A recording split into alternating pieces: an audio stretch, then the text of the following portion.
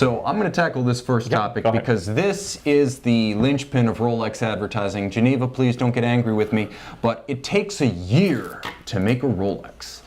Okay, no, but by any conventional measurement of manufacturing, it does not take a year to make a Rolex.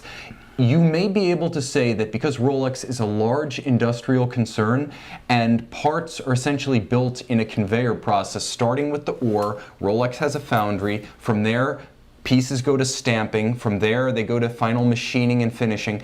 You could conceivably have something sitting in a hopper or an inventory shelf for a year before it becomes mated to a watch.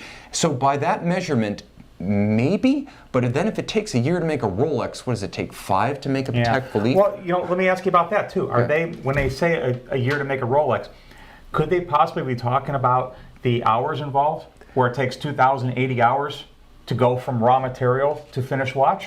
And even though, you know, they're deliberately vague. Now they don't qualify that claim in any way. For years, Rolls-Royce described its horsepower output as adequate. So you could use your imagination. Likewise, you could use your imagination to figure out how a Rolex takes a year to make. But with industrialized manufacture of components, and I mean, Mike, you could take a Rolex broken down to the individual components and build it up in what? 2 hours, 3 hours? Yeah. I mean, it does not take a year to make a Rolex. Not when it takes, you know, a third of a year to build a completely finished Vacheron Constantin chronograph with their caliber 1141 based on the Lemania Bausch that they have to finish from a bare kit. There's no way it takes a year to make a Rolex. Not by any acceptable convention that we would describe as making.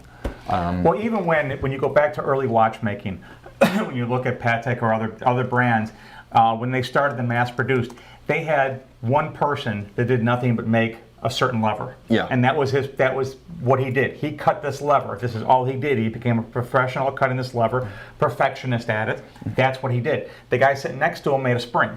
You know, and that's what they did. Then it actually, all the parts went to the watchmaker, who actually did the assembly of the watch with the adjustment and the final finish. The thing I would say about a Rolex watch is because it's so highly automated with conveyors and roboticized inventory devices actually bringing parts to the centralized watchmaking hubs, the little desks. There are people building the watches. They're not completely machine made.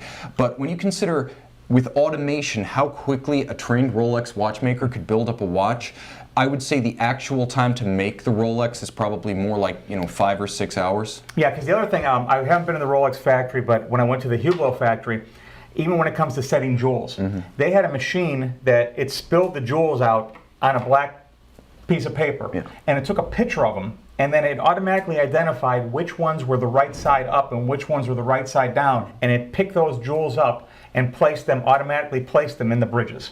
So I have to think, you know, and that was on a low production.